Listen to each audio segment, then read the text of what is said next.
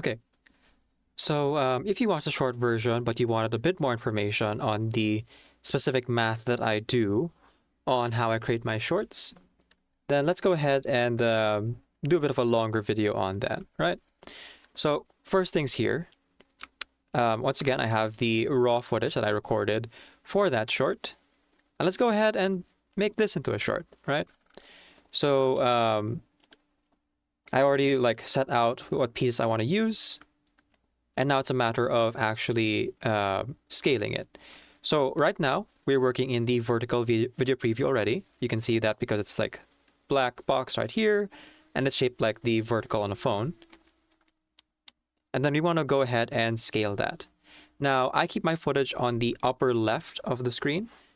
So when I scale it, I go about 1.5, but you can eyeball it to kind of match how much you'd be able to keep inside the actual short.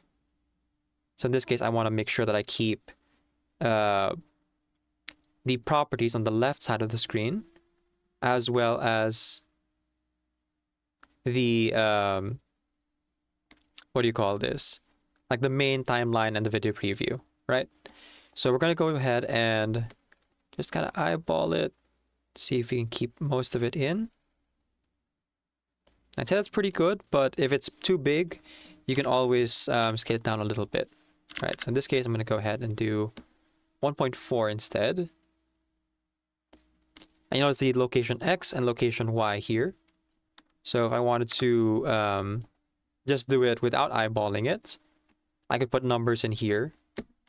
But keeping track of these numbers is important if you're working with multiple clips, right? So let's say that I want to put it on 0 exactly, and then 0.2 for our X, right? So now it's cutting off the right side of the screen where the chat is. And our scale is 1.4, right? So that's what we are working with. Next thing we want to do is you would want to crop it.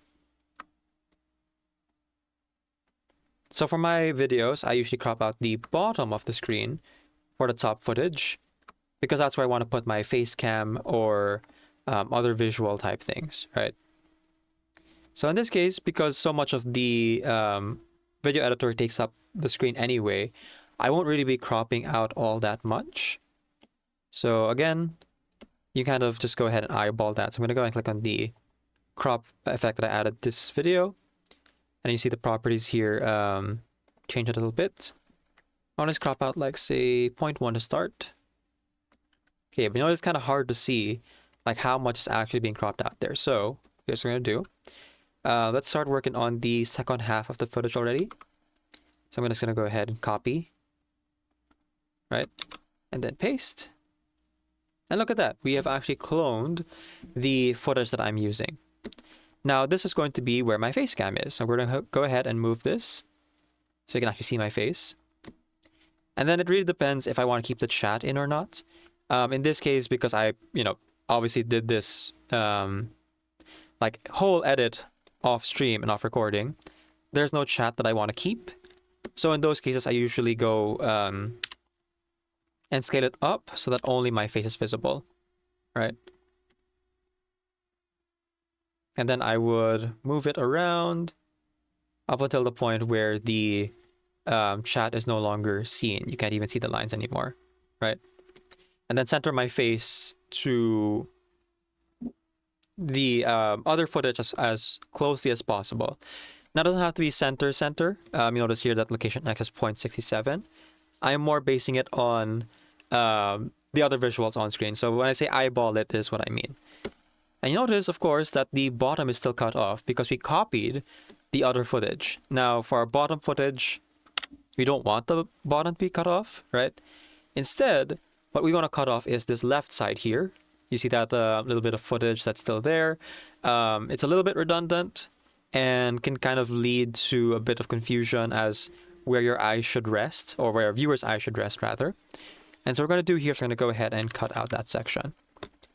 Now, I figured out my proportions for cropping the left side is 0.73, but again, you can eyeball it, figure out what number works for you. And depending on what program you're using, it might not be a number, it might be a scale, or it might be a ratio instead. But you see here, my face cam is below the main footage, and then I have my face over down here. And in some cases, I would also need to crop out the top, because sometimes the top of the footage here would like go over this, or when I'm doing chroma keying and you can see through specific colors, I would also need to crop out the bottom footage there. Now, the reason I showed you guys already how to like do the ratio for the bottom footage is so I could go back and show you how I'm eyeballing the top footage and when I do that crop. All right, so right now it's 0.10, but you can still see a little bit of like things there that maybe you want to remove. So we could do 0.12, for example, right? That way we could like crop out a bit more. And what the heck? Let's go a little bit further. Let's go 0.2, right? You notice here that I'm cropping in the middle of my footage, which is not really advisable. So I'll have to do some keyframing to clean that up, right? But let's go ahead and jump forward a little bit. Make sure it's all still visible there. Yeah, timeline and the properties. Now, in the case of editing footage in the middle rather than before, because this will mess with your math and your aspects and everything, what you can do is go ahead and copy whatever rules you've set in that feature's position. So in this case, it's the crop feature that I changed specifically. So we're going to go ahead and copy that. It should be 0.2 from the beginning. Okay. We're going to go ahead and do that there. And then, you know, there's still a keyframe there. So I just click on that and then right click to remove. Whoop. No. There. Right click to remove that keyframe. Oh, whoops. I accidentally copy pasted. Let's try it again. Okay, if it's not there, then it's on the crop feature itself. So remove keyframe there. Okay, perfect. So now when this plays, I'm gonna reset that zoom.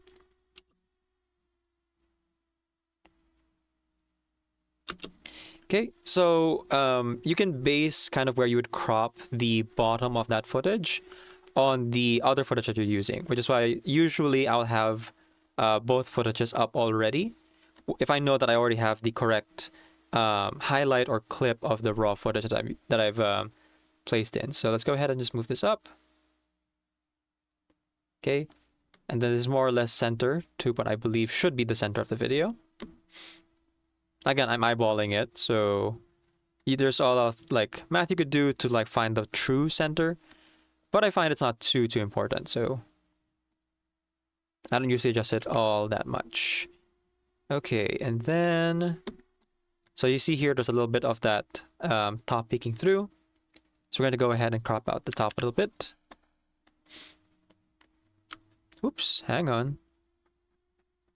Is there multiple keyframes in here? We only want the one. Okay, we're fine. So there we go. And then you want to copy those dimensions onto other parts of the clip. So let's go ahead and make sure that they're all the same. They are not. So we want to go ahead and paste that here. So placement should be, or scale should be 1.4, consistent through all clips. And placement, so 0 on the y-axis, and then 0.2 on the x. And then the crop feature should also be the same. So 0.2 cutting off the bottom of the footage here. In some cases, you might not even see what crops out depending on like how much stuff is on your screen. So it's a good practice to use the other footage as kind of your guide in that case. So again, 1.4. What we're going for here. And then the location is 0.2. Okay. There we go. And then working on the crop. Its bottom size is 0.2.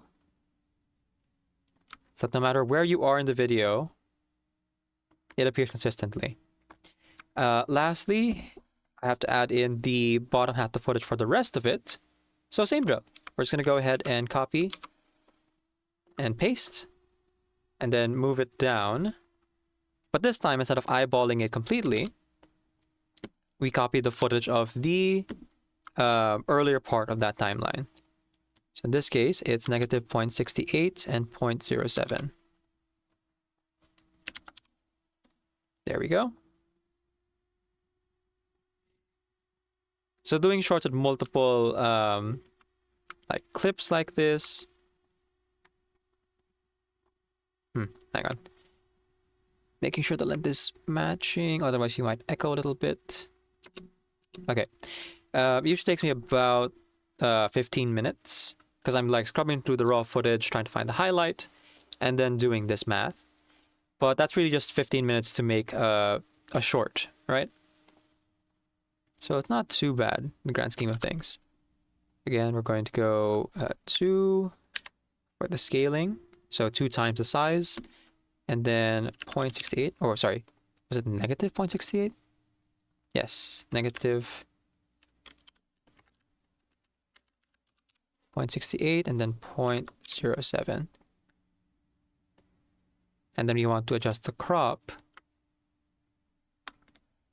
because the bottom size crop is for the upper footage. We want to make sure that we're using the proper crop for that bottom footage instead. So it's 0.73.4. For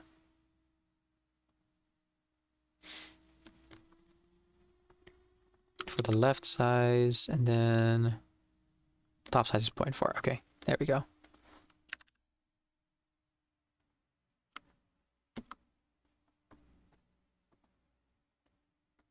And once more. Cropping that. Top size 0.4. We want to cut at the top here.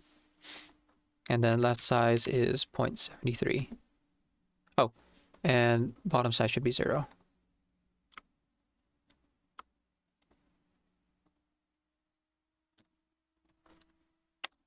Okay. And then just a final check, make sure everything's in place and in the same length.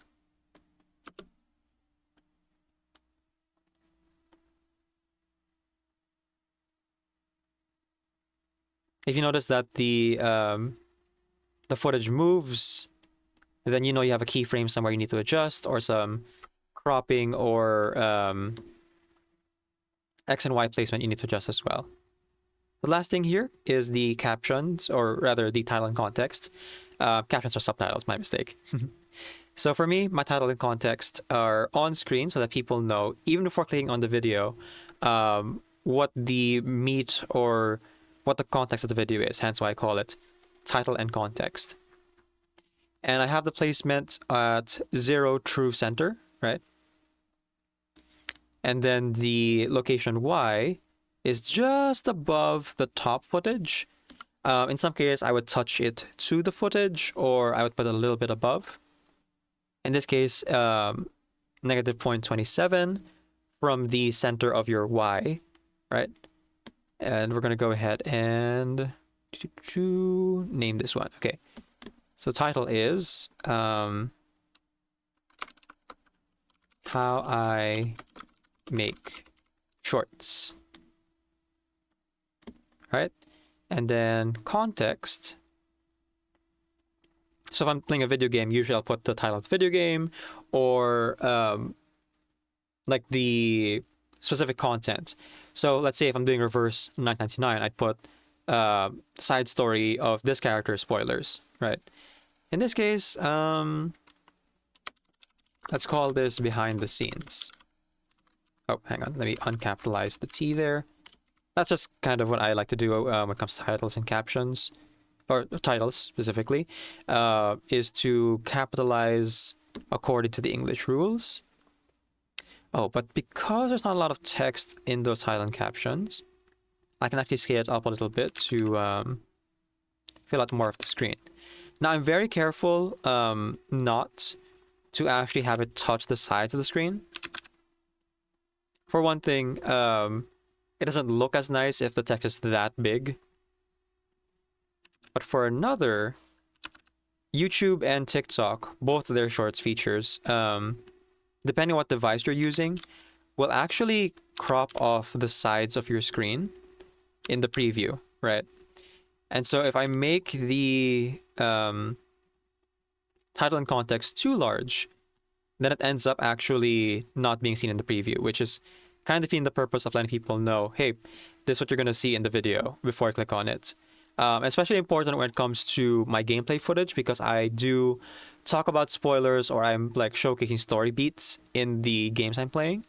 So putting something like spoilers for so-and-so in the context is a practice I like to do so that people wouldn't necessarily click on the video if they either care about spoilers or and they want to like if they care about spoilers and they want to avoid the like spoiler in the video, or even if they don't care about the spoilers, just like have that knowledge beforehand to make an informed decision if they're ready to watch the video or not, or if they're looking for that video because they've seen it before and they want to watch it again. So yeah, the video is now done. I'll just go ahead and export that and then post it to YouTube or TikTok. And because the preview is already in vertical, when I upload it, as long as it's less than 3 minutes, it'll automatically upload as a short.